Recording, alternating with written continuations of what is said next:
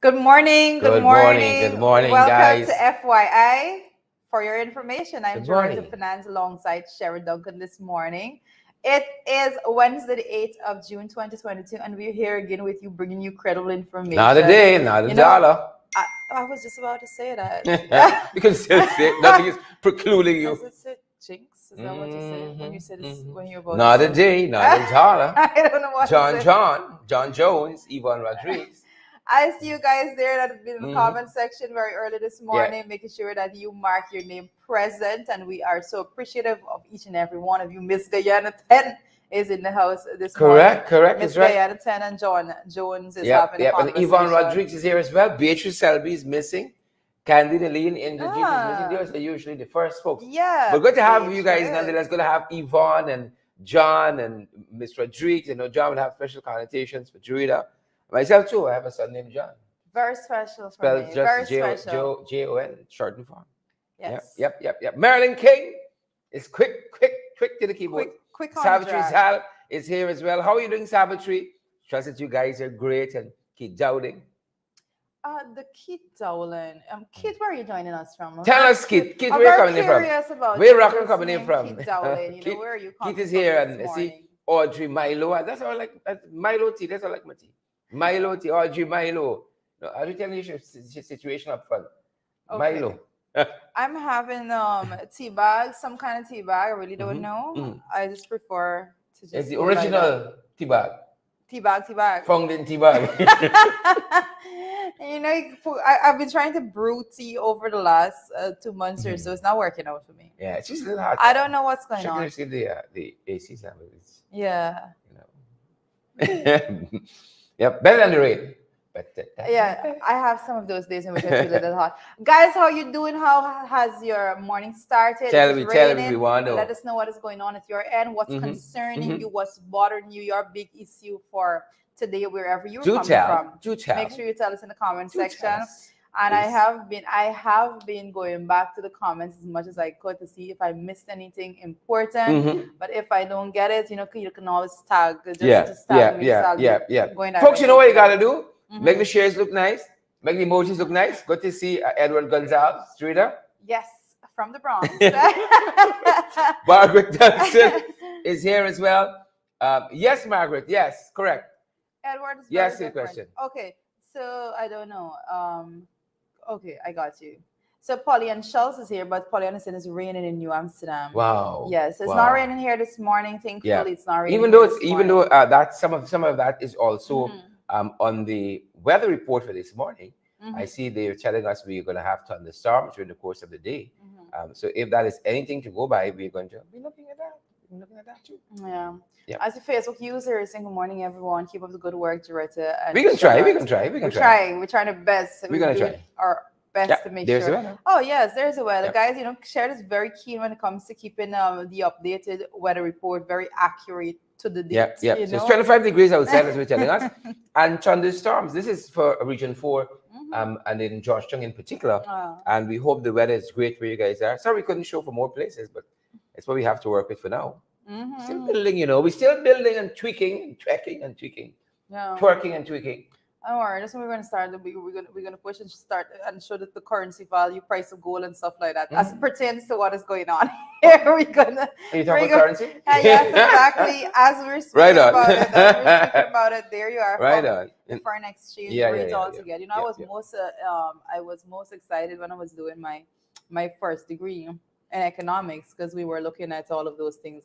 And when it comes to cross currency arbitrage, and there was I'm like, you know, interesting world altogether. Very much so how the currency exchange operates. The forex. Way back then, you know, in 2006. Yeah, long time ago. It is what long time ago. Exactly. You know? I think you might have said bridge too somewhere in there. Yeah, I said bridge. I said bridge. I wanted the bridge report, and there you have it, guys. The bridge report, as you see. Credible, valid information. Tia Pompey, how you doing? Tia. Fenton Hosanna is here as well. Hosanna. Good to have Fenton and Tia. Clear Alexis Chomley Richmond is here too. I was trying to figure out if that was one person. All that. Clear Alexis Chomley Richmond. All of that. Okay, so I can't miss the name Golly God. It's here. Sure, you met the dam. I said Share the damn live stream. Correct is right. So, Share the damn live stream. these names, these names. These It's becoming very creative. I must say. What can we say? I see Marlon King is saying love What the shall we say? uniform. Sheridan Jureta. What's Oh, going on, wow. Sheridan? I didn't realize you were in the same color too. Wow. This might be the FYI color. But your shirt is actually not black. It's like, is it your jacket? It's No, not it's black. blue. It's like very dark blue. Yeah, but But you can't recognize maroon. that. I think it's the maroon. Is this maroon? It's great. We look like we're wearing a uniform. It's what? It's mauve. I leave it alone. Sharon, I need to go back to that color scale. So do not ask. Don't ask. Morning, guys. Morning. Yes. Good to have you guys here. I'll even check that out. But thanks for alerting us. It look like we're playing in the same band. Oh my goodness. Judy can sing straight. I can try to hold the melody. Good morning. Biggest failure that would be. Failure. Well, Marlon King said, well, I already shared the damn lives. Yeah, thank you, folks. Thank you. Smash that emoji button, guys. A Facebook user is asking Sheridan, are you back in Parliament sitting? Well, not right now. This very minute. It will be planned, Yeah, but the first suspension that was on. Yeah. I'm off. I've cleared my 4 sittings. Yeah, so but I may supposed to be. I may be on another 4. Yeah, I don't think they want you in there. I may be on another 4 because which committee is that? Committee of Suspension. Committee of Privileges met recently, and you remember some of us were sent to the Committee of Privileges. A long list of persons because we tried to prevent, according to them, the passage of the what was that? That was the National Resource Fund Act. Another critical one was passed that same day too. No, that one in particular. And it's not the local content. The local content act was passed too. And because we were just representing the voices of the people out there, we were sent to the Privileges Committee. And the Privileges Committee recently recommended its 4 sittings. Yeah, the Privileges Committee recently recommended by themselves, yes, recommended that yours truly and others, they recommended 4 sittings suspension. So I just came off of 4. I think it's 4 for some and 6 or something. Right. I might be heading to another 4, but let's see how it goes. It is what it is. Parliament of Guyana. More time to spend with you guys. Parliament of Guyana. Yep. There's so much that will be said on that matter when we get to that bridge. Parliament of Guyana. We will cross it. But, correct is right. Very, very serious. Correct is right. Very, very serious. I can say that. Correct is right. Chising, I see Chising in the comment section. I see Chisel Chipper is also 68. And I see Jewel Ward. Hey, Jewel Ward. Good morning to you, Rudy. Welcome. Is it Sheena Hazel? Hey, Sheena, good morning. Hey, Sheens. How are you doing? Very. Marlon King, it says, God have the final say. Yeah, that is very true. And when it comes to what goes on here, correct. The people all together, the unified voices of the people are going to have a resounding response to all that is going on. Go on. The people have the last say. Yeah. The people got the last say, and they will, as you said, they will speak resoundingly. Can you keep a good man long? You see? No. We can keep just digging out wherever you put me. These people go, they scrape the bottom of the barrel to get issues and to get things to try to prevent democracy from actually playing out again altogether. That's what they're doing. That's what they're doing there. It's nothing else. Absolutely nothing else being done. Yeah. But I have my own wickedness. I have my own conviction when it comes to dealing with certain matters. Talk to us. Let's see. Edward Brooms is here. Edward says present. Good. Hey Edward, how are you doing? Pauline Schultz says wicked, stink and dirty. That sounds familiar. Correct. Rain and Barbie says Suk Chan. Suk Harry. Yeah. Good to have you, Suk Chan, and Osafa Gerald D. Santos. Good to have you, Osafa. Jane Ogle. I see Jane Ogle. I see you. Lovely folks. All you guys, ensure you share the live stream and smash that emoji button as well, guys. Yes, you have to do your part. I have been telling you guys, when you see you come on the program, don't take it lightly. The information that we bring to you is we bring a very compact program with so many information that you have to share out because people need to know what is going on. Especially when I think the beauty, and I was told yesterday by someone that I met, a stranger, to be honest with you. I was told yesterday that one of the things that they like about the program is that we bring context to these headlines that they see the newspapers are putting out there. And, we bring the discussion to the people and the feedback and all of that. There's very appreciative of. And that's what we try to do. It's not okay to just have misinformation being spewed out there and for us not to be addressing it. A lot of times, a lot of headline goes out there and persons would take it at face value. But it's our job to make sure that we come to you in the morning and break that down, put it into context, that you have a full understanding, and bring some facts in to put in there to say this is what is actually going on, as opposed to what is being reported. Correct. It's a lot of work to be done on that front. The morning papers, though, guys. The morning papers. The morning papers. Never seen the morning papers as I should. I have never seen that in my life. I've never seen the morning papers. What do we have this morning, Gita? Well, this morning, one of the things I picked up in the paper is that alleged wife beater fatally shot himself to avoid arrest. And this situation is particularly coming out of Kitty, in which it was reported, as has been carried in the news, that a man, he was alleged that he was abusive to his wife. That's the allegation being made at this point, that he was abusive to his wife. And then the night prior, there was an issue between the two of them, and he threatened her that if she go to the police, he is going to harm himself.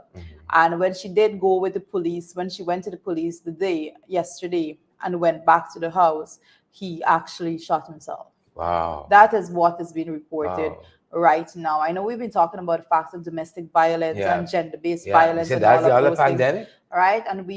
And as crazy as it is, if you can track, we have to literally keep the data and actually put it collectively for persons to get an idea of how many cases is being reported every single day. It's nothing nice. It's nothing to be proud of as a country. And we have to stop this attitude about, your neighbor abusing out, cussing out your neighbor, abusing your wife, and it could happen the opposite way too. But we have to stop the attitude that we leave it like, it's okay, it's just affecting them, so we don't insert ourselves. There are methods and mechanisms that you can go around.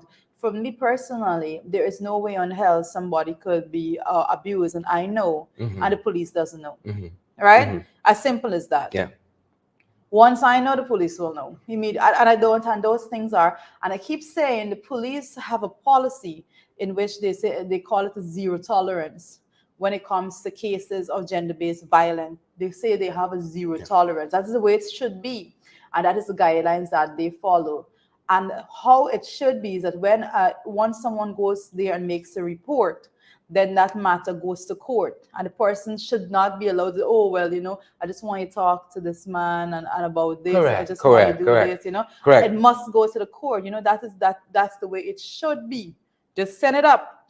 But we have a whole lot to discuss on that. And like I've been saying, a lot of work to be done in that department. So again, in this situation, the woman was not, the allegation is being made that he was abusive to her, but she was not harmed in any severe way because that wasn't reported. However, when she took the police to the home to actually, different story. He shot himself. That is what has been reported. Sad. Thoughts and prayers with those family, man. Yeah. Thoughts and prayers with them. Can't be easy.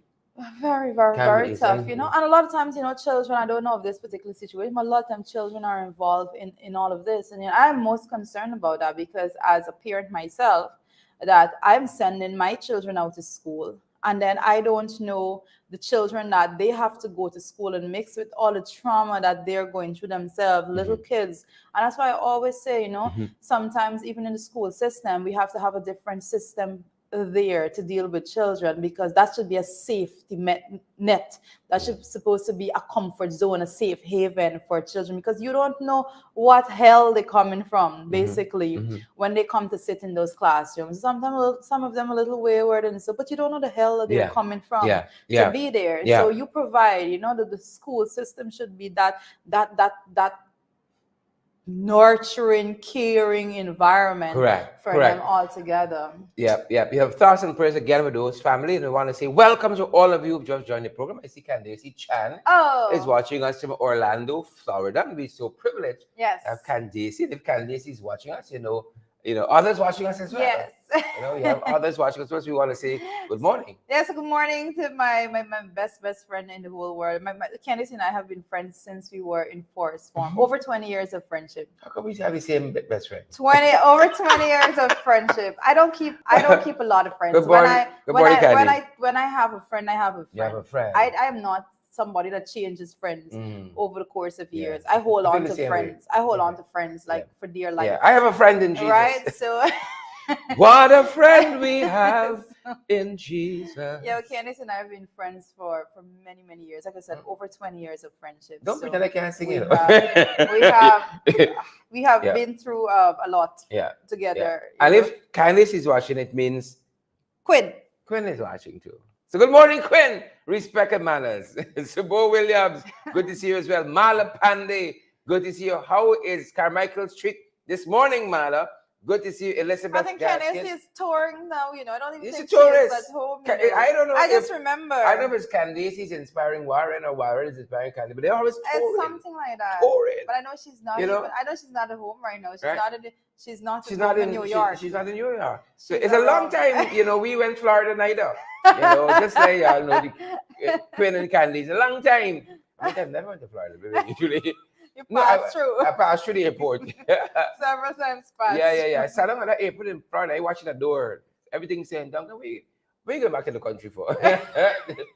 Make a beeline. Make a beeline. But I didn't want to see myself on the front page of some newspapers. Yeah. Right? That's true. Yeah. You see that? Look, Joretta can pretend now she didn't see Glenford Gordon coming. I didn't see it. What did it say? Glenford said, I sung proper, make a record. You see that? Joretta won't let me be great. She won't let me be great. She won't let me be great. You see that? If I see these things, I would actually read them out. She spot Candy one time. Right? But let somebody write, Sharon look good. You look buff. You sung awesome. She didn't see that. So you look thick. Come to the front, come to the back. Pip. It is what it is. Once one gets older, you got to comport yourself differently. Yep, Candy's here. Candy come late. You see that? Candy, you're late. I haven't seen just Beatrice's yet. Roll out of bed and falling on the ground. Beatrice's yet. Candy, you need to check in on Beatrice and see what's going on. Yep. And Candy checks in with Beatrice. And who's the other person she's always I can't remember. Worrying about? I'm seeing the name. Nonetheless, that's the person that she worries about. You see, Chip. No, but I see Quinn. Quinn is there right about now. So I see Quinn and say, me and Candy love Delilah color code. Respect and manners. Listen, we don't plan these. Respect and manners. We didn't say it all until it was brought. Great minds. We need a team song now. We got to go. Yes. Respect and manners, Quinn. Respect and manners. Merly, as a couple, I can imagine Candy saying, don't look at me phone. Go your own device. Go your own device, Quinn. GT Boy, good to see you as well. And Pinky Kerr and Joel Warren, all the other folks. Maylene Sampson. Yes. Yeah, you don't hear strong names like Maylene now. I know one Maylene in Bartico. Mm-hmm. Yeah, Sister Maylene. Yeah. As I must say, Sister Maylene. Yeah. I'm not at that level to call her full mouth. Lena is here as well. Lena Williams. Oh, and if Lena is here, from South Bramville, it means that Lynn Finance is here as well. Lovely. Right? And I know both of them are in the US right now. Lena taking a walk by Lynette. by Lynn, by Lynn Finance. We're happy to have you here. You see how shared is these people's business? Yeah, everybody. Well, if you know whiskey session here, Tiger Bay in the house too. Of course. Right? Whiskey Tiger Bay in the session house. there from Tiger Bay. Yep. Whiskey session need to change this behavior. Whiskey early in the morning. Lennox says, look, like, why are you missing comments? Okay, let's go. Lennox, forget your attention. Lennox says, congratulations in advance, Sharon and Jarida. Congratulations on what? Easy far. I'm not sure. Right? We got conference coming up. Remember these things? I know. Remember December. Remember. Remember. I know your father. Remember. The Gloria Chest is here. Gloria is joining us from Diamond, the Independent Republic of diamond. Welcome, Gloria. That's how it is. That's how we hear of it. And Yeah, I yeah, think yeah. Linden is the same. Yeah. Who's joining some Linden this morning? Who is Lennon in the house? Yes. Vanessa Troyer, good to see you as well. Good to see Let you, us know Jonathan. if Linden is in the house. Charlotte Edwards is here. Good to see all of you guys. And Region 3. Yep. We still in the morning I see paper? Royston. I see Sorry. Royston. Beg your pardon. Walter. me. You see, you want to miss Mhm, Royston's comment because Yeah. he just said good morning to Yeah, Retta. Please say good morning to Sherry too. Mhm. So Good he morning, Royston. So he's You always say goodbye. I say good morning to you. Respect a man. As I go in the man. Right? I turn the other cheek. Yep. Good to have you folks. Good to have each and every one of you. Well, someone was just complaining we're not calling them, but the comment went by so Milton quickly. wants to know, Milton Granham wants to know when is Parliament. We wish we knew. We wish we knew. Them boys like keeping suspense. We haven't had any notification. You know, in other countries, they publish the whole sitting list for the year. In the UK, in specific, the whole list in the UK, for the year. Specifically in the UK, they would just let persons know. Well, at the ending of 2021, in December 2021, they set the schedule and they said these are the sit-ins for 2022. And if they are women, especially mothers there that would have a particular time, they would be busy getting their kids ready for school. All of those things are taken into consideration because they want to have a democratic system in which the avenue is a level playing field and everyone is afforded the opportunity to come to the house and speak. In Guyana, what is done here is that the members of the government use up every opportunity they have to shut out any aspect of democracy and the voices to be heard within the National Assembly. So the fewer times it is held, the better for them. The fewer times and these people, we're gonna just bring a motion. We have one more than them, so we're just gonna bring a motion in the house to make sure that we shut them out one by one. If you don't like, if you go there and they don't like your tie, we don't like Mr. Dublin's tie. Motion, sit in, suspended. Privilege committee. They like your color. Yeah, you're wearing too much mauve. Check privilege committee. Oh, good. That's okay. What else we got in the morning papers? Well, as we move forward, as you guys know that we were speaking about I think during the course of the week, I know it was brought up in the ring also on the FYI program about the sad situation with a 12-year schoolgirl that was in that fatal accident.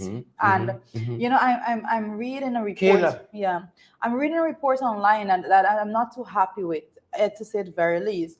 Because a headline saying police receiving legal advice in schoolgirl's fatal accident. You know. And listen, I want to note at this point that I've been reading a few letters in the newspapers and so forth as it pertains to this particular matter. And one particular individual, I think Mr. Imret it was that would pointed out in his letter to the editor that says that, you know, usually when these things happen, you know the name of the individual and charges are laid immediately. And so what is going on? Yeah. What is the secrecy altogether about this matter? So to come now, so many days after, to say that you're waiting, you know, to receive legal opinion, advice on how this should go forward, it just doesn't spell right for the Guyanese different. And as we said, the fellow who was driving that police vehicle, he was undertaking.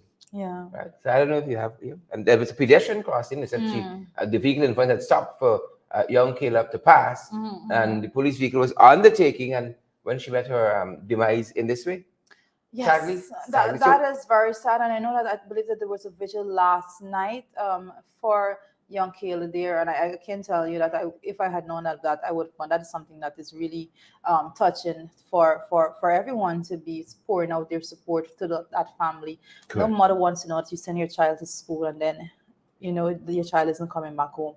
Very sad. And I think and I would urge at this point in time, I would put it so in that way. I would urge urgency in the matter in dealing with it at the level of the police force. We can't just perception is key in everything, especially when you're dealing with the legal system. And if a system is perceived to be biased in any way for or against any particular grouping, then it doesn't spell right when it comes to justice. And this can't just be it, you know, you just it doesn't pay for right. a week and a funeral and that's it, you're 12-year-old gone. Exactly, it doesn't spell right when it comes to justice. When you hear that word justice, you know, Lady Justice Day. Must mean something. It must mean something. The perception of bias must never, ever. It must mean something. There. So what else on the margin urgency there? What else on the cards today? Well, as it says right now, I want to make mention as it pertains to what's circulating in the news, that the National Tushaw's conference is scheduled to return in July, which is next month.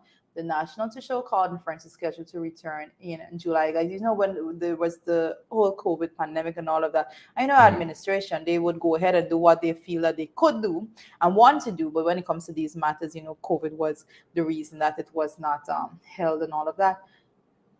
I want to make the point. I have to make the point. The Tushao conference is scheduled to be held in July.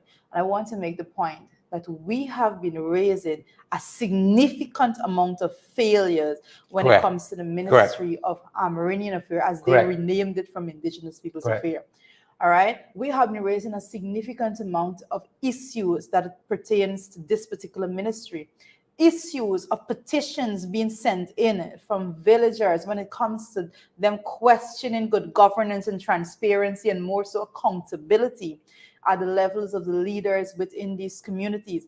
Issues that has been put down to rest, docked on their files, not being dealt with at the level of the ministry and the minister, to be exact. We have noted the reports that are coming out of the newspapers that are saying even the groupings that represent the indigenous peoples have not been able to secure a meeting with the minister and all of that. Sad. That's sad. So I'll be putting key focus when it comes to this particular conference, and I'll make myself present, right? Invited or not, I'll make myself present. You're there. All right, so I'll put that on notice. What else we got in the morning? Yes, as we move forward, let's get out to the morning papers. We're brewing now. What's brewing? Let's go into what's brewing. What's brewing? This morning. Yes, that is correct. I'm going to let Sherry take the first one. Well. Excited. Look what's happening on the international scene. And we saw this out of the BBC. It happened in England. A doctor, this panel said, traumatized the woman when he requested her to remove her veil. She had objected for examination. She objected, and she filed a complaint with the medical board, and they had an investigation in which they ended up by saying that the woman was indeed traumatized, and his license now stands a chance of being revoked, or he stands a chance as a doctor of being barred. Interesting case. And do you know, if you pull up our notation on that, there are some things that he wrote down too on referring to the patient, and the panel said if they had read that, they would have found it traumatizing as well. It's quite an interesting case. Because of religious beliefs, she had refused to remove the veil, and he perhaps insisted in terms of examining her. And now the medical board, in which this issue came up for review, says that she was traumatized by that. And again, folks, he stands a chance now of having his license revoked. Very interesting. And there's a notation there that we put in the notes this morning that suggests, again, that some things he wrote down, they got a look of being innocuous. But the folks didn't take it lightly at all. And so again, he can be in some hot waters. Well, I think he stands a chance of being in some hot waters. I think this is a very interesting conversation for us to have. I want to look at it very broadly also when it comes to examination, doctors examining patients altogether at the hospitals. And I have had my own bit of experience when it comes to being examined. When it comes to being examined by doctors and so forth. But this one in particular, the very fact that there are religious beliefs out there, and you cannot just, as a doctor, believe that you are above someone's right to protect themselves and uphold their religious belief. Right? So, and it's a very interesting discussion to be had altogether, because I can see the doctors saying, well, they're there to basically save lives and whatever. But as it has been unfolded in this particular case, it was not necessary. I believe that Correct. is the underlying essence of it. There was no life and death Yeah, yeah, situation yeah, yeah. in which you are forced to go beyond to save this woman's life or something of that nature. Yeah, but and as we said, some of this is quite interesting. Let's come back to you guys so that you know we haven't disappeared. So you know that we haven't disappeared. Some of what was carried in the text of some notes he would have written about his patients. Again, the folks said they found it a little offensive, and here is some of what he wrote. He said he included on part of the notes he wrote about the patient. I do not understand a word these patients are saying. And the medical panel said, had the patient read that, they would have found it offensive. He went on in another instance to write that the English the patient spoke was absolutely abysmal. Right? And again, the panel said, had the patient read that, they would have found it very traumatizing and offensive. Yeah. So his license is, on borderline being revoked and being barred to practice. So wait, let's look at this in our local context. Let us not just move away from this. Just let's look at it in our local context, because I can tell you that we have a lot of doctors in our country, specifically a lot of Cuban doctors that come and work here in Guyana, and there are very many instances of patients going to the hospital seeking medical attention, and those persons not being able to understand, because they would know, and then they learn, whatever English they learn is a standard English, and when they come here to interact with persons that are speaking basically Guyanese Creolese, they are at a loss as to what on earth they're saying. And there are some very startling examples that I personally have been persons complain bitterly, because we, like in Guyana, we have our Creole is way different to other Caribbean countries. So when it comes to the language barrier altogether, and I want to say again, we were just speaking about this national to child conference, and I want to say also that it is even more difficult the farther into the indigenous communities that you go, and you have persons there that are not speaking even the Creolese that you were used to in the urban areas in Guyana, and you have persons there now speaking their native dialect, and they have the communication barrier is insane altogether. So this is a very Interesting one. story to look at altogether. But I want to move off of this by saying, when it comes to the examination on patients being done by doctors, there's a lot of policy guidelines that are overarching in that regard. And I want to say at this point in time that once a minor is going to the hospital, then that child's parent accompanies that child for an examination. I have had reports being made to me, and I've been looking at it. In which persons are saying that the doctors are saying, due to COVID regulations and all of that, you let the one patient, just the patient, come in and not be supervised. Absolutely not. Absolutely not.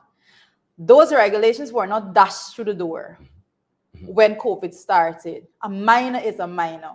And when a minor goes, especially females going into the doctor, that person's parent needs to be there with them. And those are things that that's something I wanted to know before we move on that. Another issue we're following on the international front is this one with Angelina Jolie and Brad Pitt. There's another one we're following on the international front. And apparently 6 years before they got married, they bought a business together in Italy. It was a house on a farm that produced wines. A house on a farm? A vineyard. A vineyard. Very interesting. Right? And now that they are divorced, Angelina Jolie has sold her interest in that to some third parties. And Brad Pitt said that he knows these people. He said they're absolute stranger and they don't have good intentions. And he says that Angelina sold this vineyard because she started to inflict harm on him. The word is so nuanced now. The doctor and the veil, some words written on a paper. Now, Brad Pitt is saying that Angelina deliberately sold it to this third party. He showed her interest in it. So he says now that he's trapped in this co-ownership with these strangers who you don't think have good intentions. And she did that because she sought to inflict harm on him. You know, But they have got trouble. Firstly, you know, if Brad Pitt and Angelina Jolie could get divorced, I think that's too much hope for it. Because this was like the power couple. And then you have this issue now. This is I don't know what kind of problems you call it. It's rich people problems. Yeah, I think so. You know, the public all up on their private beaches and stuff like that. Yeah, there's different problems. They have different issues altogether. But you know, I do note the concern there that they have. But every time I think about like these celebrity couples, you know, like I just wait. I just wait gradually as for the years go by. Something's gonna happen. So much for something that's gonna happen. You're so optimistic, eh? I'm very, very so pessimistic when it comes to that. You know? It's just what it is. So optimistic. Their aim is different, you know. We so have optimistic. Different aim. Yeah, and then moving on from that, coming closer to home, guys. You know, the forecast is telling us we can expect more rain rather. The Caribbean told to brace for wetter than normal seasonal rainfall. Rita? I think somebody should tell the PPP administration that's governing this country right now, the persons that profess to be the expert when it comes to climate change altogether. They said brace for it. And they're the ones that need to be informed. Yeah, wetter than normal rainfall. And that's what it says. As a matter of fact, the report says the Barbados-based Caribbean Climate Outlook Forum Tuesday said that wetter than normal seasonal rainfall is expected, for the region.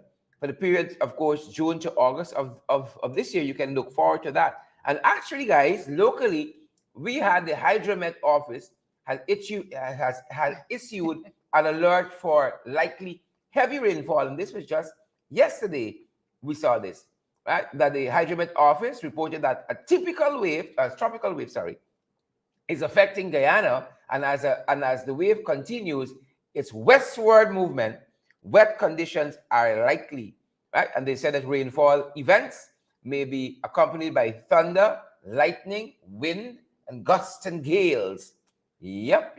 So that kind of weather, again, you got to look out for it. All right. So those of you who want to be outside, you might gotta temper that. Yes. Very, very, very true. And I see is it Golligard is asking why people calling Guyana Caribbean. Guyana is South America. Yeah, and I think it's very interesting that you said that, because even in, and I want to make the comparison. I just give the similarity in the way in which we do it here. For example, right, there is a place in Region 10, Rivers View, Goshen, as we call it, that is just across the river from Bartica. Right there across the river. And because of that, all of the administrative responsibilities in managing that area falls to Region 7, because that's the way in which it is done.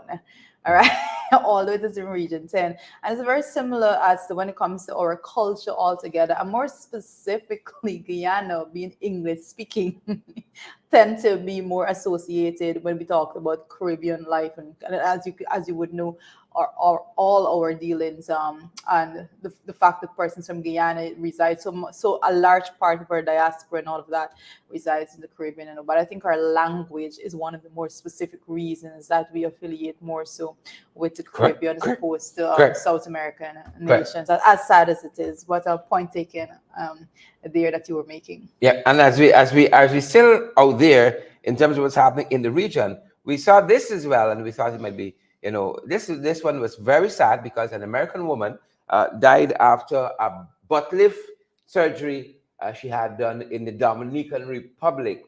And I know that, it is what it is. Lots of women like to tweak a little bit. And this didn't go so well for her. Thoughts and prayers with her family. She went to get a butt lift surgery in Dominica. I didn't even know they had this done there, but maybe you might know better than me. But it didn't go so well. It didn't go so well at all. Thoughts and prayers with her family.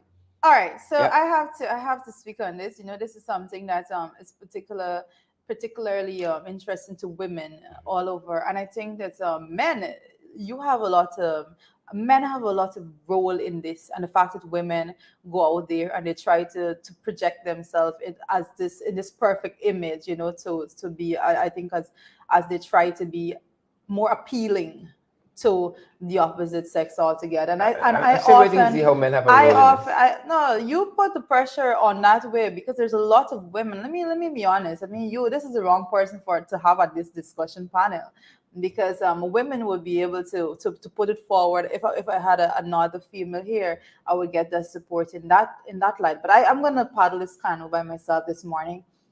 The fact is that as women get older, right, your body image is not projected as it was when you were younger. And it just so happens that the male species out there tend to subconsciously put pressure on females as it pertains to the way in which they look. And because of that, you see women all over the world. I mean, when it comes to plastic surgery, that is a growing business. It's ridiculous the amount of money that is pumped into that specific business sector right now. And I want to say that I caution women all the time not to go down that avenue. And I've been noting that even locally here in Guyana, there are some very subtle announcements being made as to the fact that private hospitals in Guyana are performing little surgeries as it pertains to going that route of cosmetic surgery altogether. Those particular procedures need experts, and they are extremely expensive for persons to even think about. So what happens is that persons now would go online and they will check around the globe to see where they can go and do it at an affordable cost. The problem is when they're going to do that, they are receiving substandard work from persons that are not necessarily professionals in that area, and will just do a top-up slam dash job with your body, and you can't be taking that risk. It is crazy the amount of persons, even women in Guyana right now, that I know that are actively seeking to get medical treatment to enhance the way in which they look and all of that. We have to be real, and that's why I so often endorse campaigns that pushes real women, and this is how a real woman look. And especially when women have had children and all of that,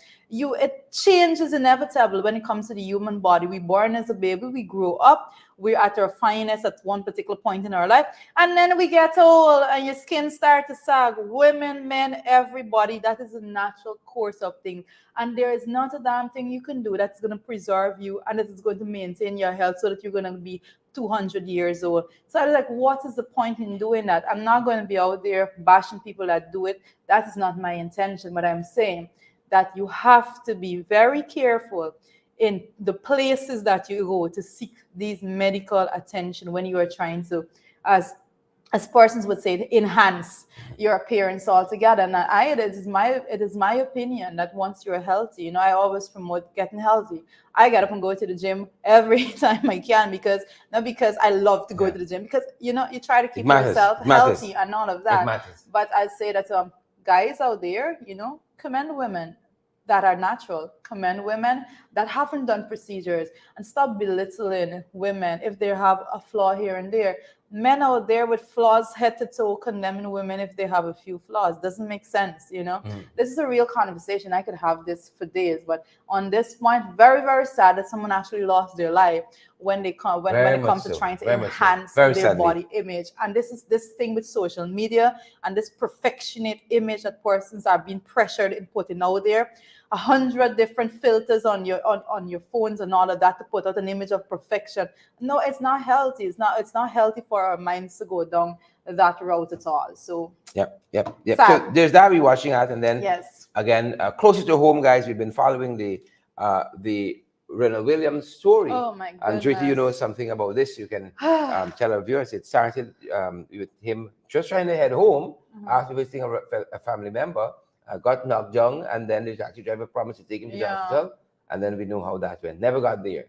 They found his body yesterday. Yes. Well, they didn't find his body yesterday just like that, you know. So yeah, I think what is very sad, and we had played the video with his sister when his sister was having the candlelight vigil, basically, and persons from the neighborhood out there with her supporting her.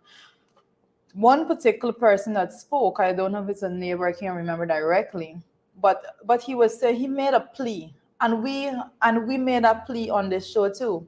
We made a plea for the guy involved in the accident to say, be honest, be truthful with this matter, and say where this person's body is, because it was clear as day what was going on. Eyewitnesses, and the sad part about this whole situation is that eyewitnesses saw, identified. The police, like the woman said, they acted immediately. They went and they got the driver for the car.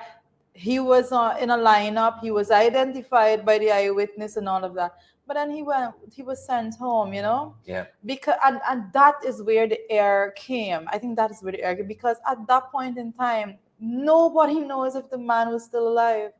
Nobody knows that.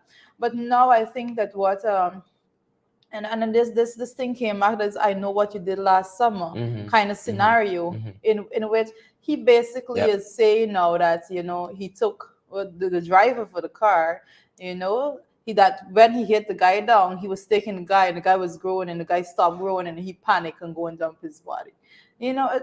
People pleaded. Sad. Pleaded with him to go, just speak the truth. You're not a medical expert to determine whether or not somebody is dead or not. Somebody could be dead, the body could be found decomposing and all of that. And unless they get to the hospital and a doctor pronounce them as dead, it can't be written off as the person is dead.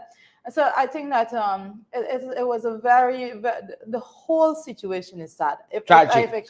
The entire situation is sad, because at some point, yes, you could say that you were afraid and you panic and all that, but how long do you feel that level of panic for? At some point in time, did you not think that, I don't even know this person was dead. I don't even know if this person was dead. But I think that it's very sad, and the fact that this is an indigenous man with all his relatives basically in the hinterland, just his sister out here and all that, it just spells dirty about the whole situation even further. So my thoughts and prayers is with his family as they basically come to grips with the facts that are being presented to them right now. They would be having to plan a funeral and all of that. So very, very sad situation. And now that individual that was driving the car is left to face the full length of the law and charges that he could not have even imagined prior is now going to be added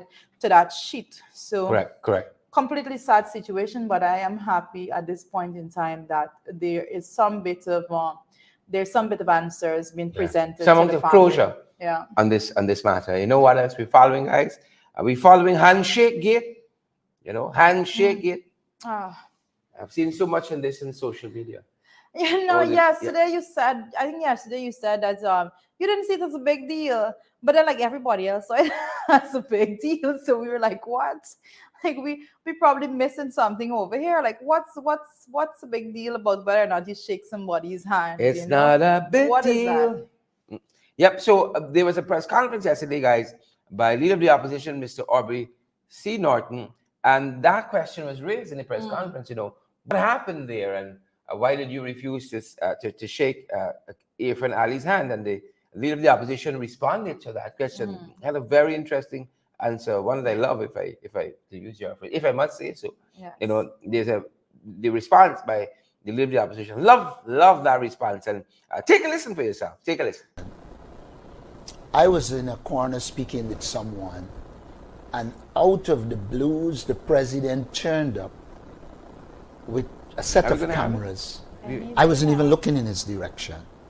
And he turned to me, and apparently he had his hand outstretched. And he turned to me and asked me if I don't want to shake his hand, and I said no.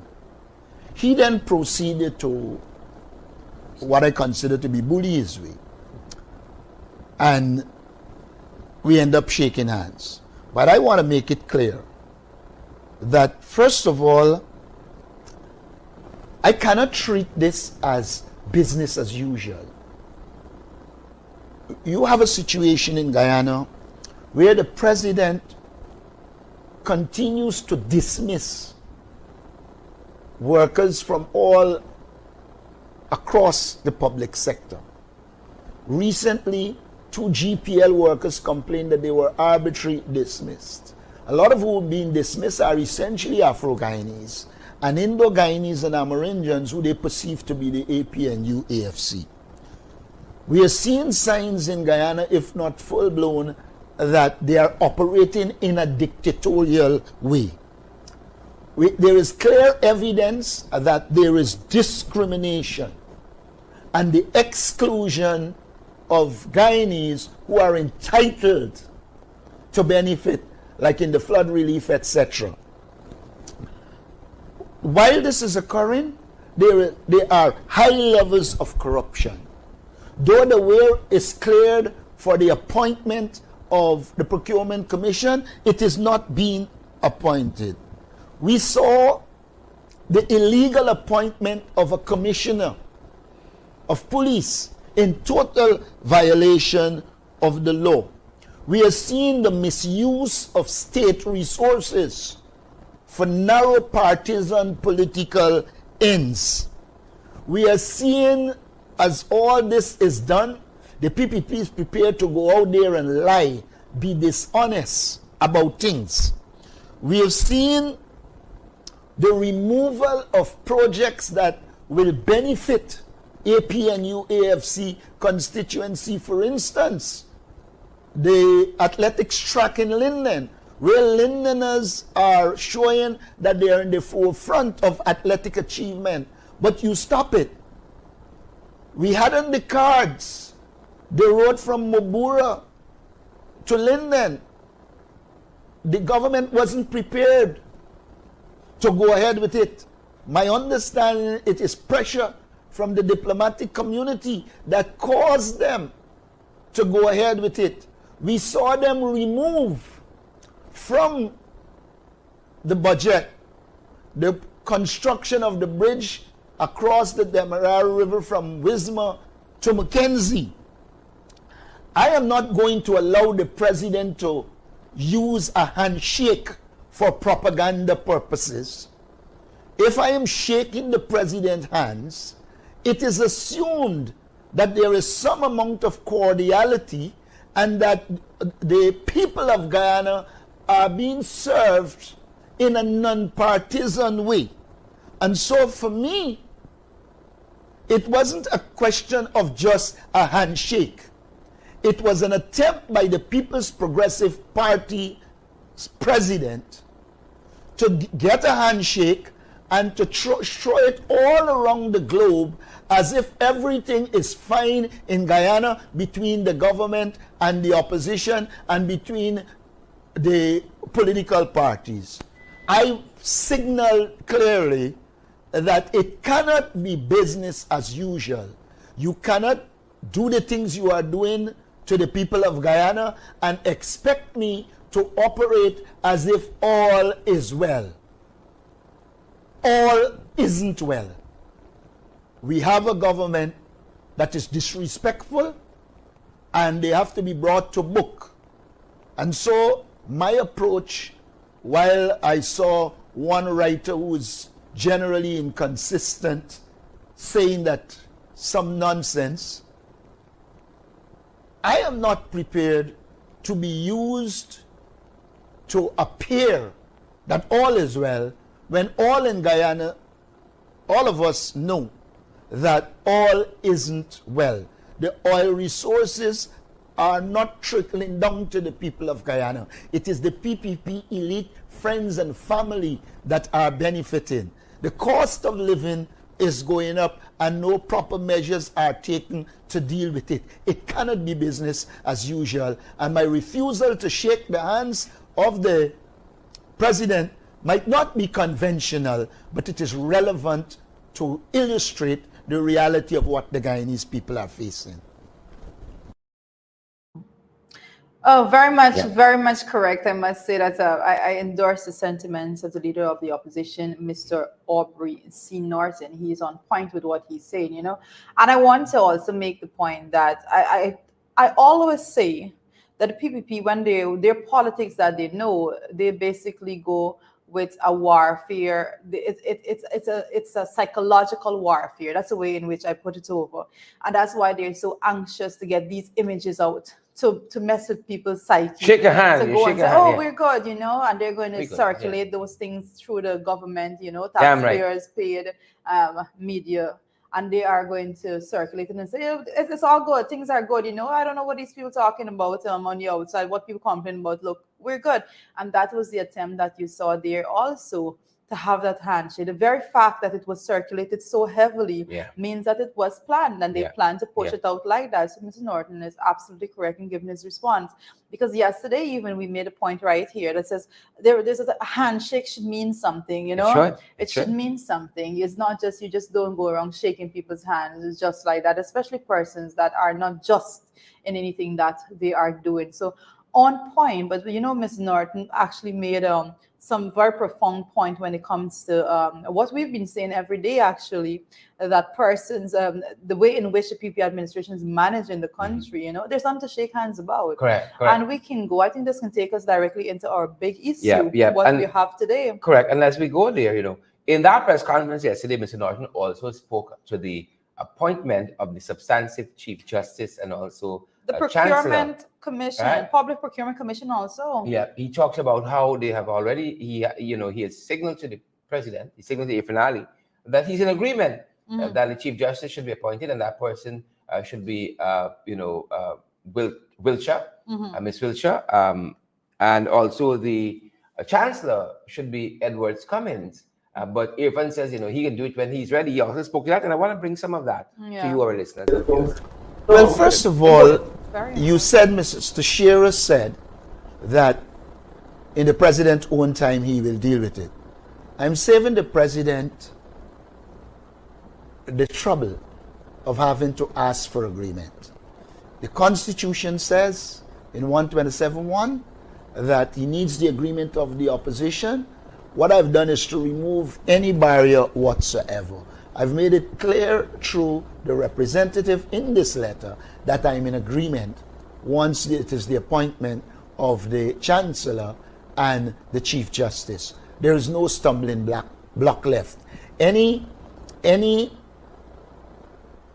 decision not to appoint them will now rest squarely with the president, because I've publicly said, go ahead, and I've put in writing to him, I am in agreement with the appointment of Justices Cummins Edwards and George Wiltshire. So the path is clear for their appointment. I mean, that was important, and that was important because they must not be able to come back and say, oh, well, we didn't have agreement between government and opposition. So that was very, very important. Very much so. And we heard Mr. Norton talk about the bullyism, talk about the dictatorial nature of the PPP. And that is what we've been seeing in the regions, which is our big issue today. This bullyism. We saw quite recently the Prime Minister talking about City Hall trying to score some cheap political points at the expense of City Hall. But again, it is as Mr. Norton said, is there bullyism? They don't want to work with the city, right? Because they didn't win the city. They don't want to work in any region where they don't have absolute control. And that is why instead of working with City Hall, they have been holding back resources. That is true. That is true, and I think I do believe that we need to keep beating on the facts when it comes to the Coalition One regions and the way in which the PPP administration is sidelining the elected officials, persons that were elected by the people in those regions to best serve them and represent them at that level.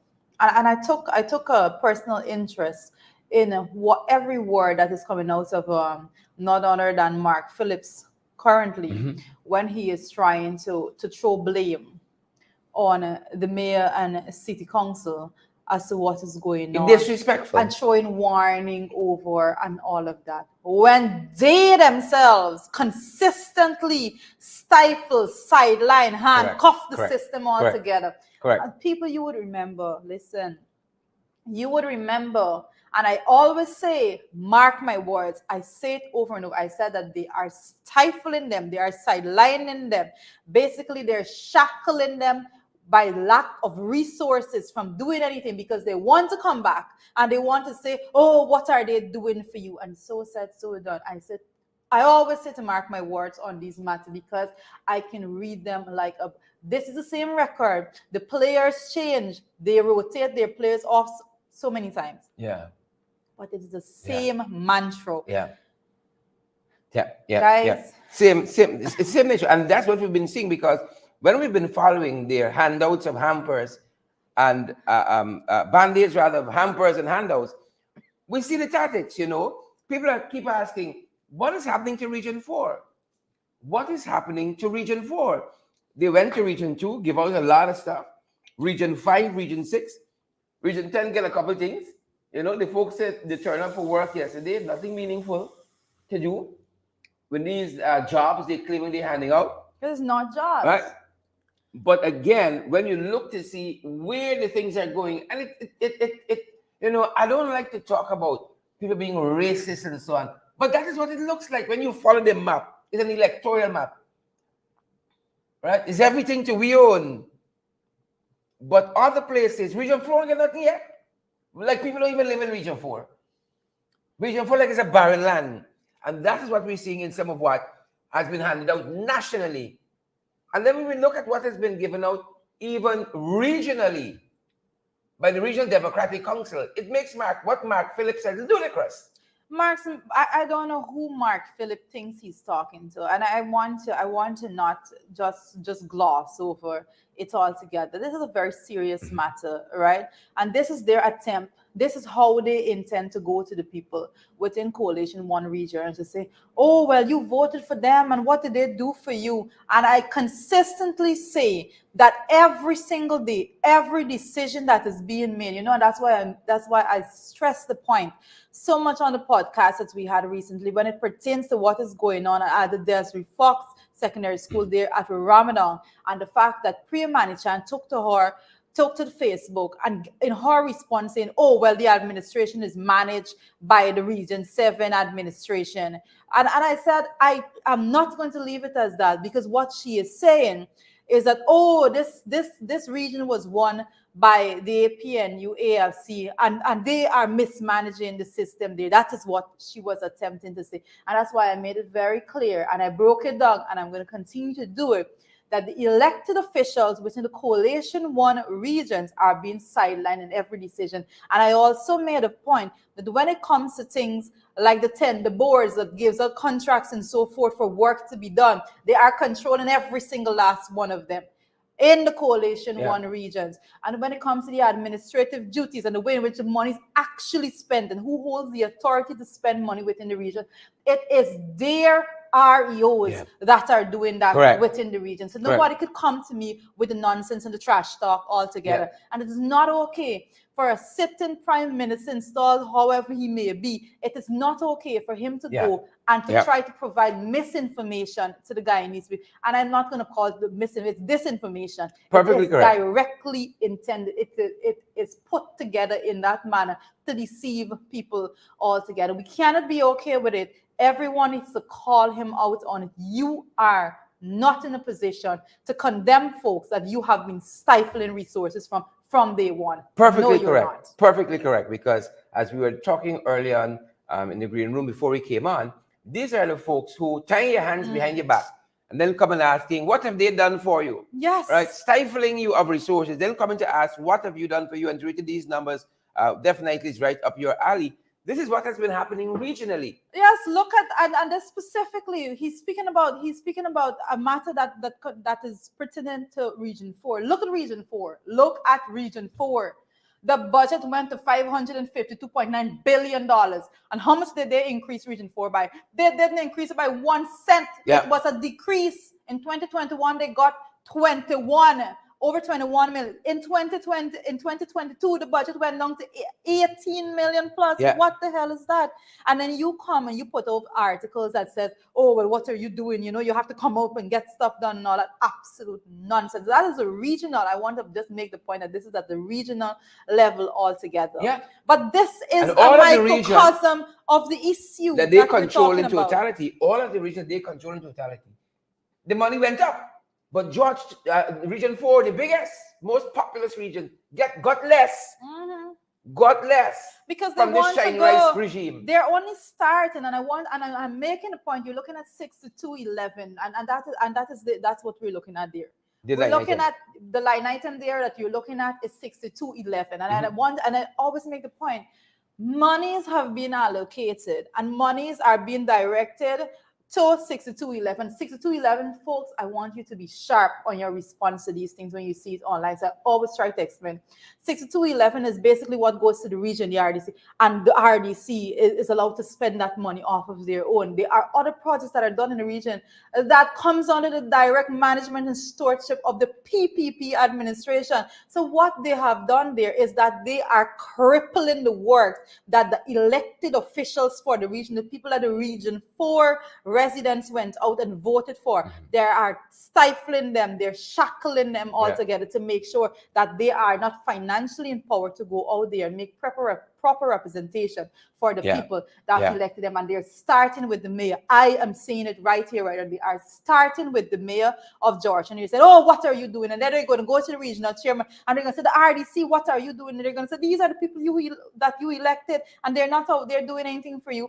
But I am showing you the numbers, and the people can't do anything for you when they are being sidelined. They can't do anything for you when they are not given the financial freedom to go out there and get the job done. So Mark Phillips needs to take several seats on this matter. He needs to take several seats on it, because as young as I am in politics, this wouldn't fly by me, and it cannot fly by anyone else in this country. And as you're on that, look at those numbers from another angle. Look back at Region 4 that they're complaining about. The Region 4 took a 15% cut in its budget from the previous year. 15%, but they're asking you now to make bricks out of straws. To do more. Do more. With less. Do more with this less. This is PP administration for you. Look at the regional breakdown, right? Region 7 at 7%, dip in its budget. Well, increase in its budget, 7%, right? Region 8, 3%.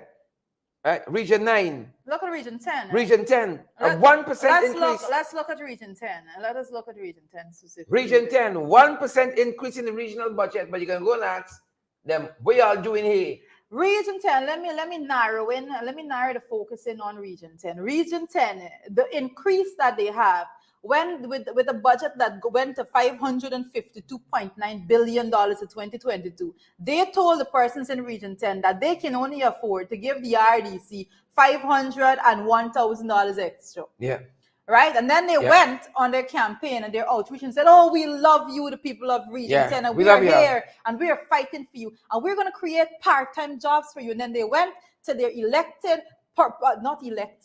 they went to their installed representatives on the ground, specifically through the office of the Prime Minister. The Prime Minister, Mark Phillips himself, and I'm going to zone in on him because his eyes pass the guy in these people. They went to the Prime Minister's representative there in the region, and they said, oh, in order for you to get the jobs, this man that I put there, my political person on the ground there, you have to go to him. And don't he go to has the REO, the don't go to the regional chairman don't have the applications. You got to go to him. No, they give some to the REO too. That is their REO. Don't get it twisted. It's their REO. And they said to go to him if you want this job. So you have to go through this political filter now. Oh, and then you can go and say, oh, you was talking against I see you there posting against the PPP government on Facebook. And so you come back. No work for you. Absolute nonsense. Nobody's going to come and try to say at this point in time that, oh, look, we are here. We are trying to do work for you, but they are not allowing. When they go to Region 10, the people of Region 10 need to ask them, if you love us so much, if you care about this region so much, why is it that you are stifling the persons that we elected to represent us of the resources that they need to do the work for us, because that will be real democracy, respecting the will of the people from grassroots up. But that is not what is going on. There is no democracy, there's no good governance, there's no oversight, there's no transparency, there's definitely no accountability, and we will not accept this nonsense coming from the level of the office of the Prime Minister. Stifling the regions that you know the coalition has supporting, and then you're saying, you're saying if that I'm to go back to this, you're saying that, what y'all doing? Tying their hands behind their back, and then you come and say, what y'all doing? What's happy when doing nothing for y'all? Wicked. And if I'm to go, listen, I am particularly disturbed and upset with this. I'm particularly because it's coming from the office of the Prime. It's coming from the person that sits in the seat of the Prime Minister of this country. That is where it's coming from. That is why I'm particularly upset with it. Because then I can go to Region 7, another coalition, one region. And Mark Phillips did not want me to start with Region 7. He does not want me to start with the structure that they have implemented in Region 7 right about now. Through his office and the representative from his office and the blatant corruption and nonsense that is going on within the region at this point in time. And I am waiting patiently. I am waiting patiently to unfold what is going on in Region 7. It will be done so strategically. I hope he's ready for the responses that he has to give to that. Yep. There you have it, folks. That's what's happening. That's the facts. Facts of the matter. They are underfunding the regions, tying the hand behind the back, and whatever fund is directed to the regions that the coalition representatives were elected to serve, and whatever funds they direct to the region, they are putting it through a political filter that their representatives will decide on how the money will be distributed and how it will be utilized, who gets contract, who benefits from these damn part-time jobs that have absolutely no longevity and sustainability altogether. This is not a story. It is unacceptable. There is no structure to it, and Mark Phillips has absolutely no right and power to say half of the nonsense that he's saying there. Correct is right. I have nothing more to add.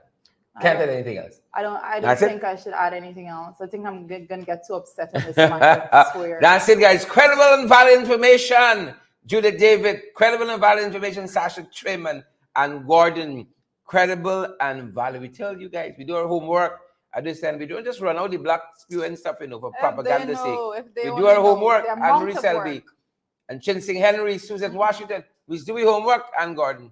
That's why we say to you guys, you got to smash that emoji button that others get valid and credible information. It helps with the algorithm, helps it to appear on different pages and, in different, in the feeds, in other places. Share the live stream as long as it doesn't affect your job and so on, because we know them boys stay. Yes, right? Exactly. If it doesn't affect your job, share the damn live stream, folks.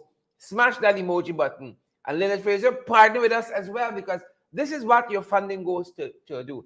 Help us to do the research. Help us to put the information together. Help us to keep the lights on and the door open and come to you day after day, bringing to you valid and credible information. That's my passion. Valid, credible information. That's my passion.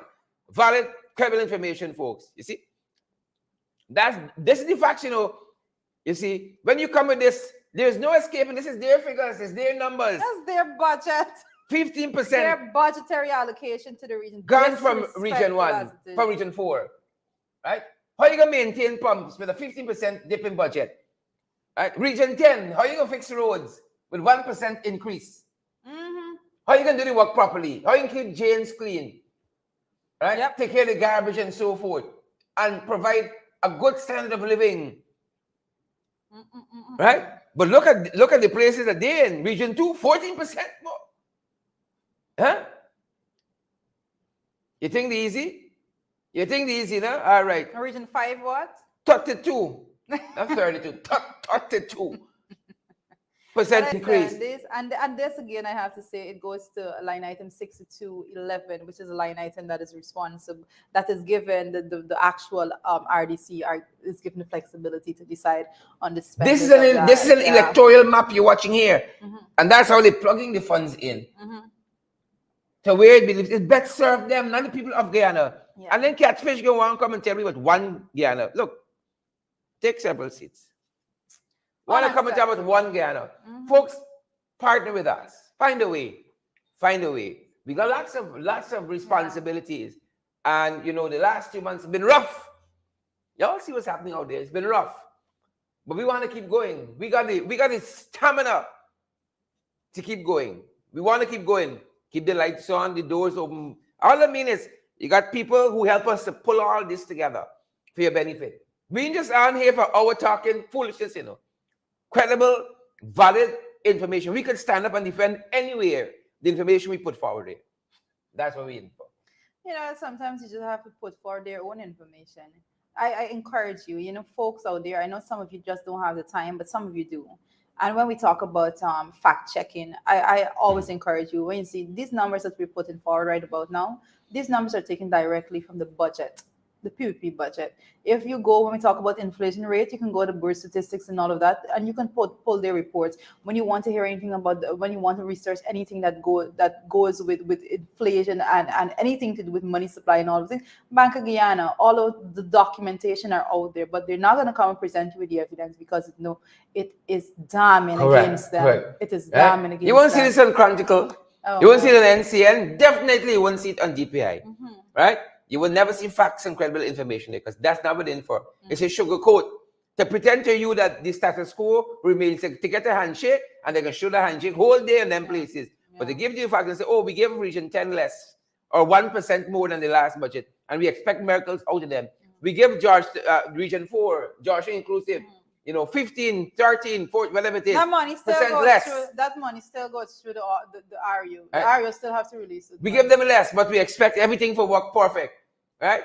And then we can roll out Mark Phillips to talk nonsense. They won't show that. I want to say that. I have to say that also. That money also still goes through the administrative body of the region. So some of them can still thief out. No, not just that. I want to make the point. Listen, I can be on this forever because I will not accept it as okay for these stupid statements and these stupid headlines to be coming out basically from that office. It's disrespectful, and you must have a little more morality altogether when you are sitting in that office. Forget about you. This is not about the individual. This is about the seat, the office that it represents. The office should not be peddling such disinformation altogether.